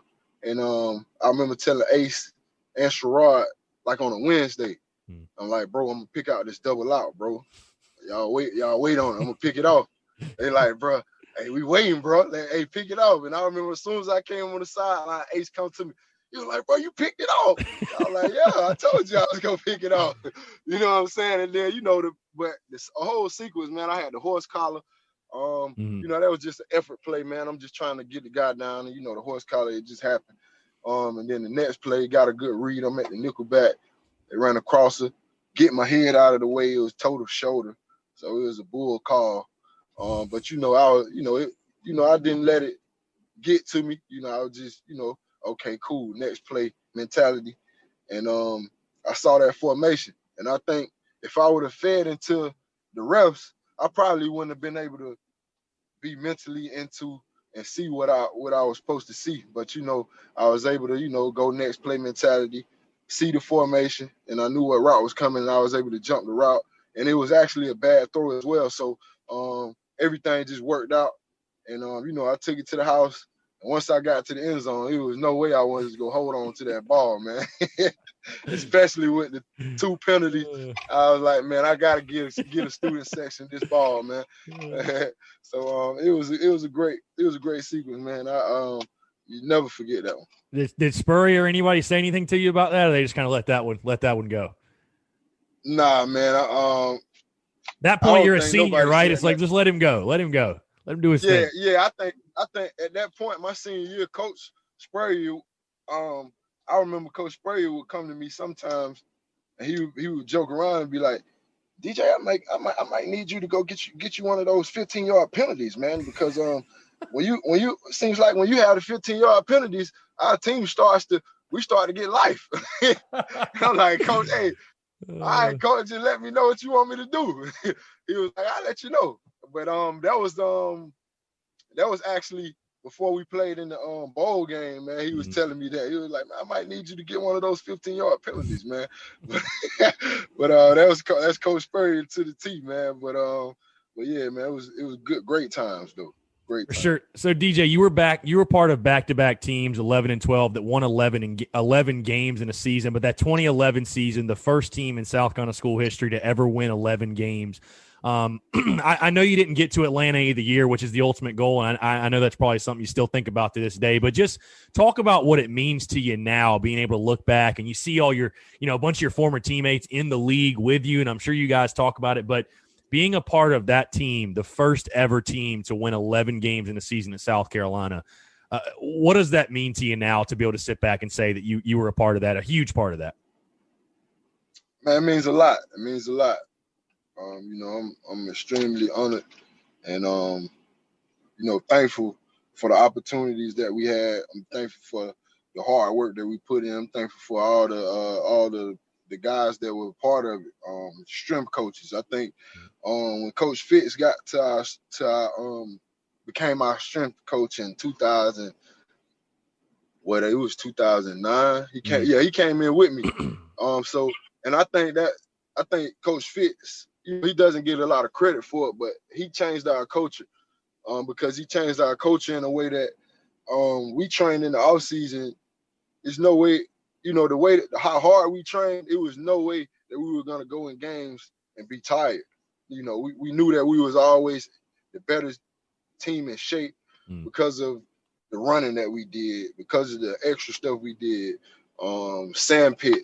If you miss a line, you got to run 60-yard sand pit. You know, it was just if you know, he held everybody accountable. I think our rookie year, he would if you miss a line, you would have to make it up on your own.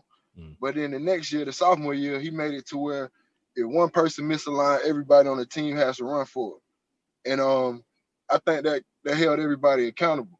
And you didn't want to let your teammates down because you missed the line or because you messed up. You get what I'm saying? So it made all of us accountable to like, okay, bro, if we all training, we all working, we all go get better, and we all go make each other better, and we're gonna win if we all get better in that sense. And I think Coach Fitz was a big testament and a big part of our success, and holding guys accountable for when we did wrong things, and just making sure that we were on point. And I think guys like the leaders like me, Melvin, Stephon, and Devontae, Connor on the offense, Lattimore, we kind of held that standard. We worked hard, and we were the leaders. We led it by example. So the guys that came in, like Clowney, when he was a freshman, and the other guys, they didn't have a choice but to get with the program, and I think that's what kept our dynasty going the way it did. I think I would like to give Coach Fitz a big shout out, man, because he definitely changed everything with Coach Spurrier.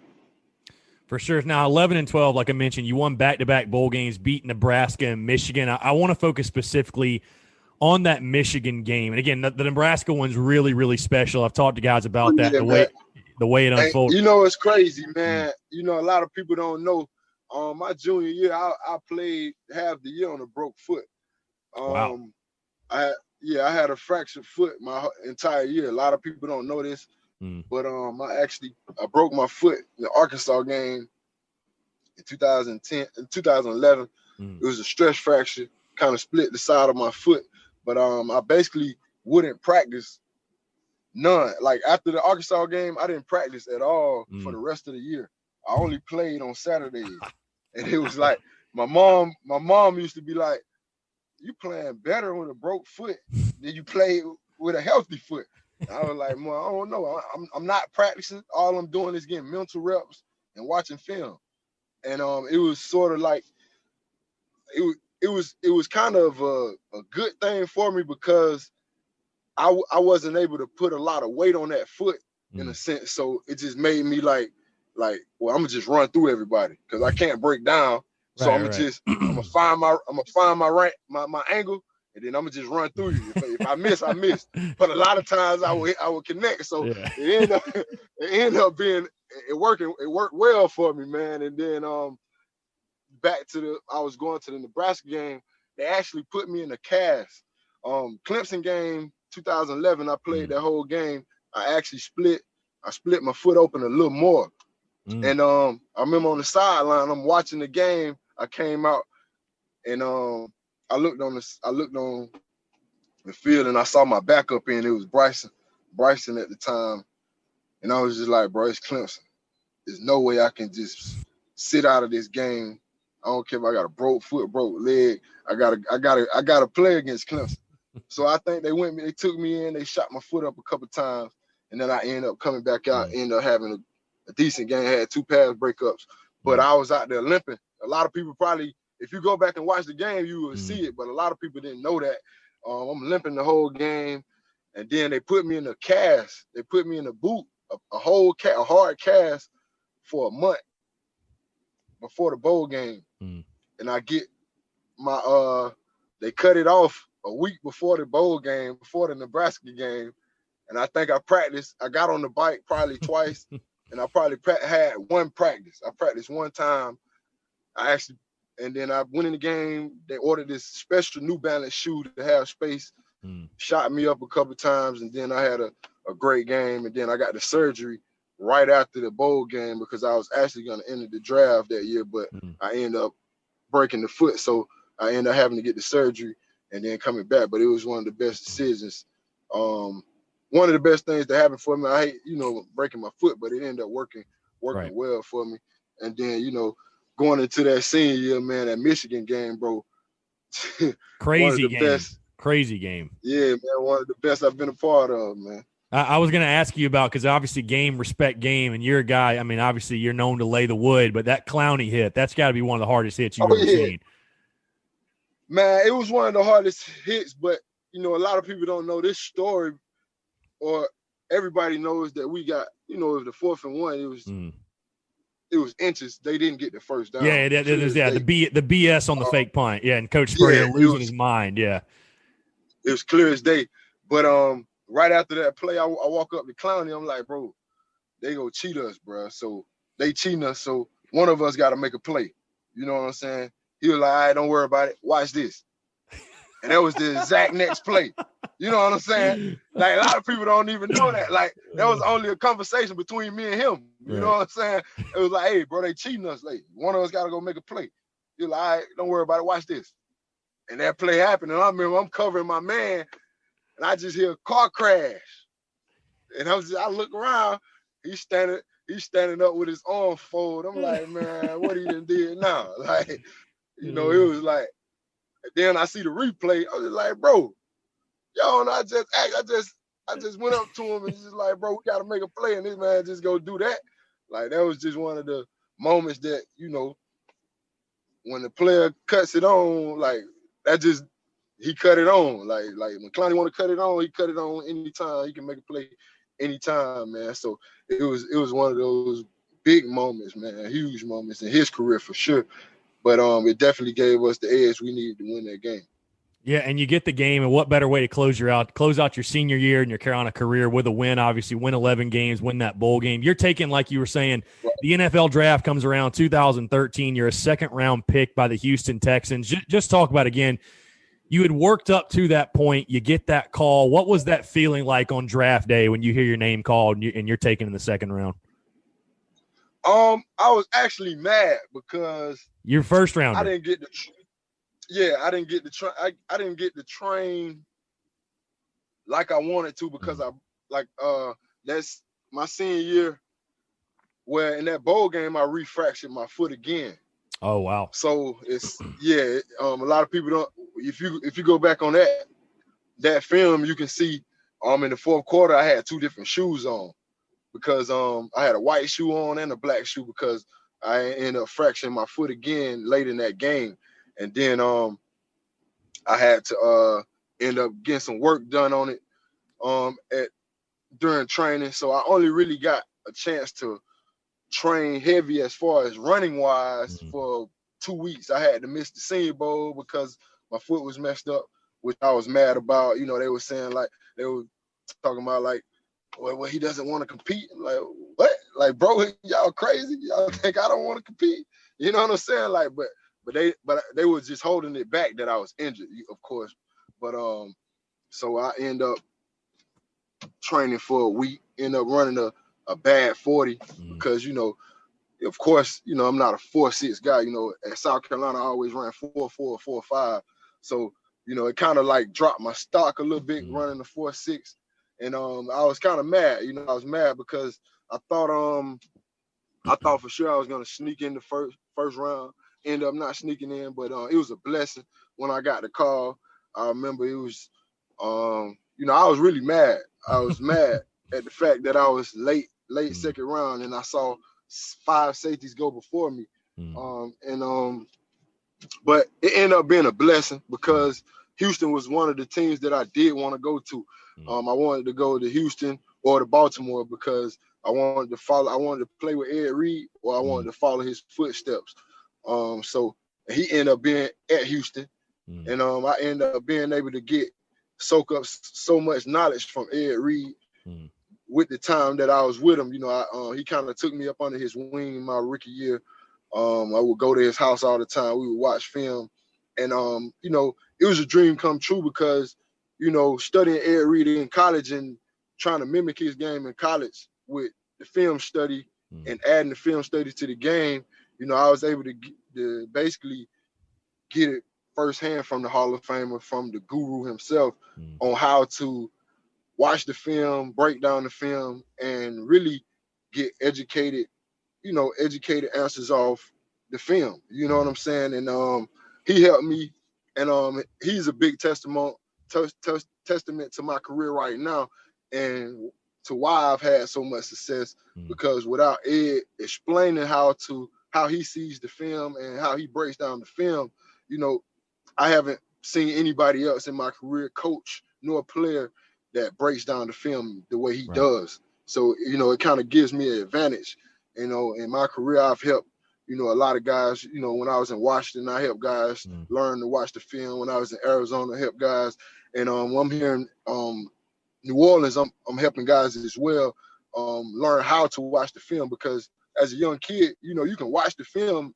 In the college, I was watching the film and I was getting plays, but now it's another level, just because having the Hall of Famer teach me how to do it. And I think going to Houston my rookie year was a big, it was huge for me. Having Ed, it was a big blessing for me, dog. Yeah, you talk about learning from Ed Reed. I just really wanted to get your take, DJ. Like you said, obviously you're with the New Orleans Saints, which I know we talked a little bit off air. Congratulations on the Monday Night Football win over the Chargers. Thank God their kicker missed the field goal. But you got you off the upright. You guys get the W, though. But like I said, you've played for the Texans, Bucks, Cardinals, Redskins, Raiders, and now the Saints. You're a guy, obviously, you've had a really successful career. You understand the inner workings, the business of the NFL, the way these organizations work, dealings with front office. Right. Obviously, a lot different than college. It goes from being, no, this is your job now, all right? This is your job. But just talk about your overall career in the NFL, the transitions, how you feel like, again, I think you've played beautifully, honestly. I mean, you take a look at the statistics, and they speak for themselves. But now you're with the New Orleans Saints. You're on a defense with guys like Marshawn Lattimore, and what's the – defensive end's name?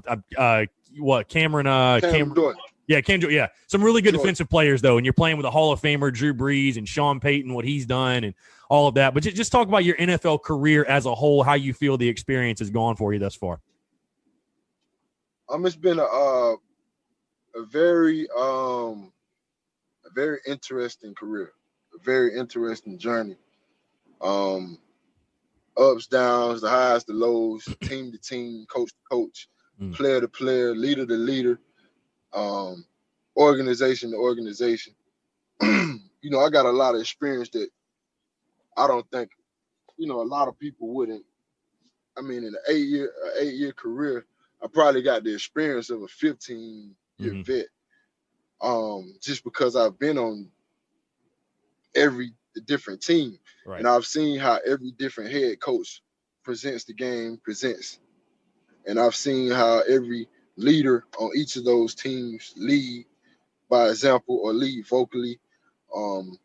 I've seen how each offenses in each conference attack people, and I've seen the good and the bad and the ugly from the upstairs and downstairs, man. So I think it's been a very interesting career. I've had a lot of success in my career. My best years were in Washington when I was a captain, when I actually kind of had the keys of the defense, the keys of the secondary. It kind of put me back into the college mindset, and I think that's why I had so much success, because the coaches gave me confidence. You get what I'm saying? And I was sort of the guy. I was the guy that, they brought me there to be the guy. I embraced that role, and, that fits me well.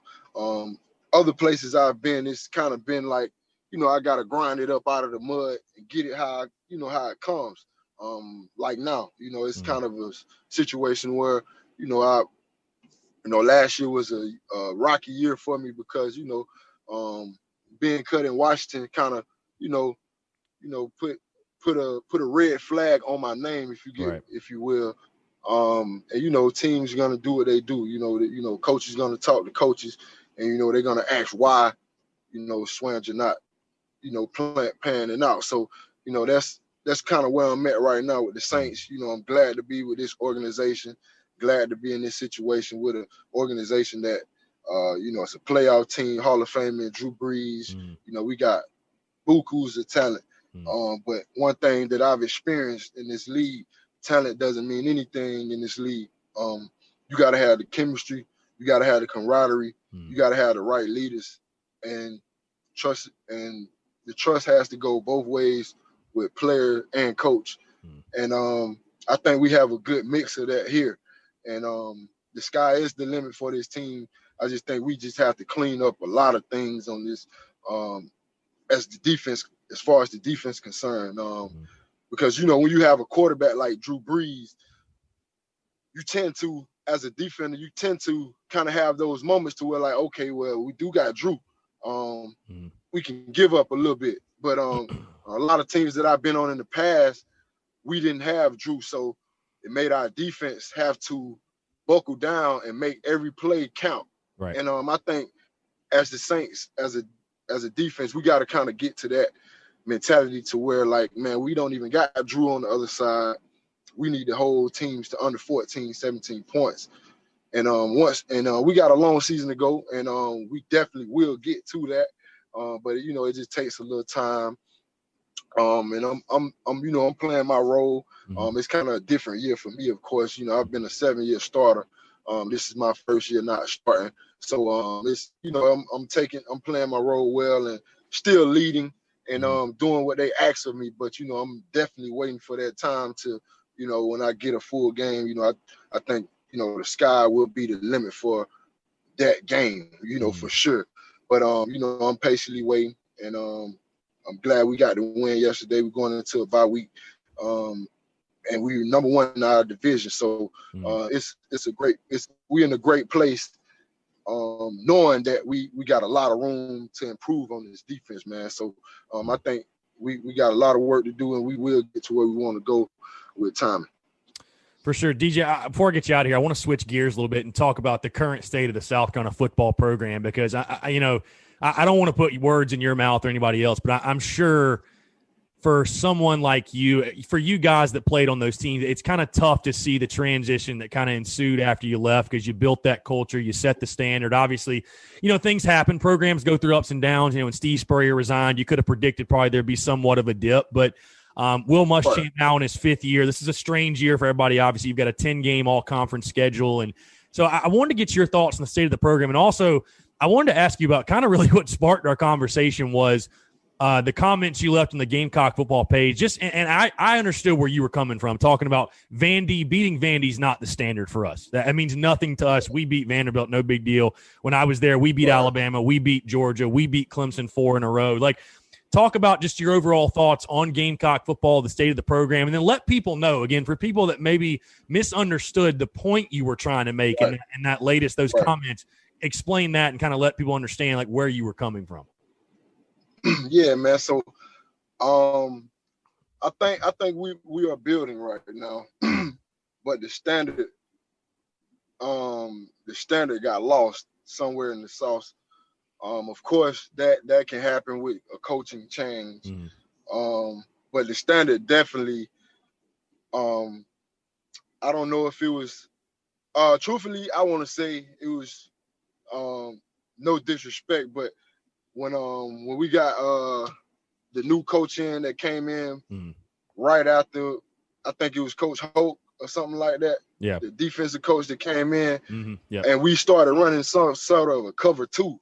And it was like for the DBs like me, Stephon, Akeem, Culliver, Darian Stewart, Antonio Allen, Holloman, Captain Mulliner, you keep going.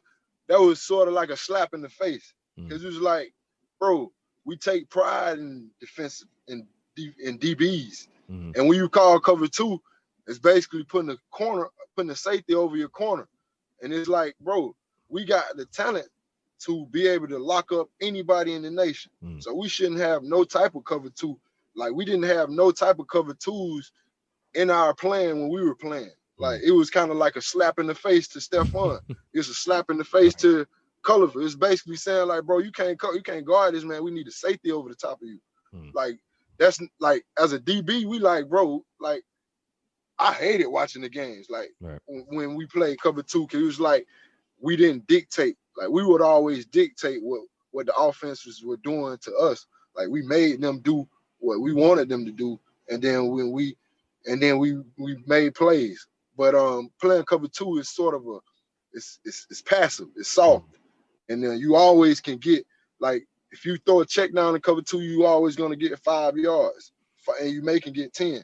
So as far as the yards concerned, it's too many holes and it's too many yards you can give up in cover 2. So I think that kind of threw the culture off as far as DBU. Like, when you watch LSU, watch Alabama, they play man-to-man. And when you used to watch South Carolina, they played man-to-man or they played cover 3. But, it was ways to show your talent, your defensive talent, your defensive back talent. And I think that kind of messed up a little bit with that situation. And then it kind of, when Coach Muschamp got in, he kind of brought his own formula. So it kind of he was trying to get it back. But man, back to my comment, man, Vanderbilt, I seen, Gamecocks posted a big hit. And my comment is saying, I see you. And then I seen the opponent, of course. It's like, okay, it's Vandy. Cool. All right, do it next week. Because we supposed to, as a South Carolina Gamecock, Vanderbilt always played us tough, but we're always going to win against Vandy. Like, you know what I'm saying? It's not like we're not winning the championship beating Vandy, bro. Like when this last time Vandy won the SEC East. You know what I'm saying? You know what I'm saying? So it's like, bro, we can build off of that hit. We don't get excited or, you know what I'm saying? You don't get too high on that. You stay neutral because, Vandy is not the standard. Now you do it next week against Auburn, now you can build confidence in that. Yep. You get what I'm saying? Because that's a team that means something. You get what I'm saying? So back what I was saying to clear everything up, like Vanderbilt is not the standard for South Carolina. Florida is the standard. Auburn is the standard. Alabama, LSU is the standard for South Carolina. So I'm speaking for all of the alumni. Like, yes, we see you. Of course, that is a great hit by a great freshman, a 5-star guy. And another thing about the stars, when we got to South Carolina, a lot of us weren't high stars. You were a 3-star. I mean, we were sort of like the get it out of the mud guys. Like we were overlooked. So that was always the chip we had on our shoulder because South Carolina was always overlooked. So truth be told, we don't care about your stars. Like we never care about your stars. We don't care if you're a 1-star or a 5-star. You put your pants on just like we put our pants on. Just because you got more publicity and more accolades or more stars or more attention in high school doesn't make you a better player or give you more respect than the next player on our team. Everybody holds each other to a high standard, and everybody is equal. So it doesn't matter. I've seen people bet like, oh, you don't know he's a 5-star. I don't care if he's a 5-star, and nobody else knew. No other alumni cares. All we care about is winning games, keeping the culture as a defender, and that is being dominant, striking fear into your opponent, leading by example, and making plays on Saturdays. Like, that is the standard. 5-star has never been the standard, and being Vanderbilt has never been the standard. Yes, never not taking nothing away from our guys when we do something great because it was a great hit. But understand, that is not the standard. The standard is beating Auburn, beating LSU, beating Alabama. And when we get back to that level, then you will see a lot of guys come out of the woodwork and be like, okay, we back. Now we got confidence. But I'm going to tell you right now, I'm speaking for a lot of people. We don't have a lot of confidence in South Carolina at all, just because of the standard is not there as far as the defense. Like, South Carolina is known as defense and DBs and D-line, linebackers. Like, we known for that. So build that standard back up. And once we see that as alumni, we'll be more acceptable to certain things. You get what I'm saying? But until that happens, we're going to always have tough love because we built the standard. Our names are still in the building. So if we don't give it to you hard, you're going to listen to the fans, and then you're going to pat yourself on the back. And then next week, you're going to be looking crazy if you get hit in the mouth. So it's a sort of a way that you gotta approach the game. You can, like I always tell people, man, you gotta turn down your compliments and turn up your criticism. Turn up your constructive criticisms. You gotta turn that up, and you gotta turn down your compliments because your compliments can make you complacent. So turn up your criticism and listen to what people saying that you did wrong. And always critique yourself. Critique yourself and know yourself and listen to what people saying and use it as fuel. If you use it as fuel, you will always have the energy and always have the chip on your shoulder to do what you need to do. Well, so DJ, that's my message to all the guys, man. Yeah, no, I love it. No, I love it. Honestly, I love it. And I agree with you 110%. I was going to say, before I get you out of here, I'm going to kind of give you the floor as far as I'm curious to hear from your time at South Carolina specifically when you played. Any some of your favorite memories or maybe funny stories behind the scenes people wouldn't know about? I mean, obviously you played with a ton of characters, a ton of personalities. I mean, you go down like you were saying, the defensive guys. And again, I know you roughed up Coach Spurrier's offensive guys in practice, but any just great memories or funny stories that stick out from your time in Columbia? Man, I got a couple of them, man, but back from getting kicked out of practice, I think I shared this with the guys a couple years ago. I just remember one night practice we had, man. It was a competitive practice. We used to compete like no other, of course. Stefan on Alshon, of course. Akeem on Ace. Me on Bruce. Me on Ace and Keem on. Like, we had the matchups set up. We got Clowney off the edge. We got Melvin off the edge. We got Devin Taylor off the edge. I mean, the first period, we had probably 5-6 sacks. And I remember Coach Ward and Coach Spurrier just arguing. They going at it. But they going at it in a competitive way, though. Right. You get what I'm saying? And as players, we like, bro, it's live. Like, bro, we got Coach Spurrier mad. And then 2 plays later, he ended up kicking Clowney out of practice. 1 play out later, he kicked Melvin out of practice. So it was just like, man, like, we competed to a level like no other, man. Like, to where, like, we had to get kicked out of practice for hitting so hard, or get kicked out of practice because Connor Garcia couldn't get a ball off. Man, those were the fun moments. And another moment I remember that when Lattimore first came in, his first, we always had the crowds there. Lattimore first came in, it was like his first carry or something like that, and I thumped him. I hit him hard, bro. I lifted him up off his feet. It was an ooh hit. All the crowd went crazy. It was like welcome to college, Rook. Freshman. You know what I'm saying? Then the 2 plays later, we had a goal line deal, and they run an I formation, and I meet Lat in the hole. He runs me over for the touchdown. You know what I'm saying? And it was kind of a moment like, okay, now we definitely have arrived, because once that starts going both ways, that's when we knew we were good. Like, when it was like, iron sharpens iron. We just not, iron sharpens iron. We just not deboing these guys no more. Alshon making plays, Ace making plays, Lat making plays, Connor making plays, and it's going both ways. And once that happened, once Lat ran me over, everybody knew, like, okay, well, Lat for real. Right. You know what I'm saying? Like, this is for real. And then once we go out there and started doing it, and we see Lat, his freshman year against Georgia, had breaks 30, 40 tackles, we just knew that we had something special. And I'll never forget the Alabama game. We go out there and we beat those guys. After the game, the police blocked off.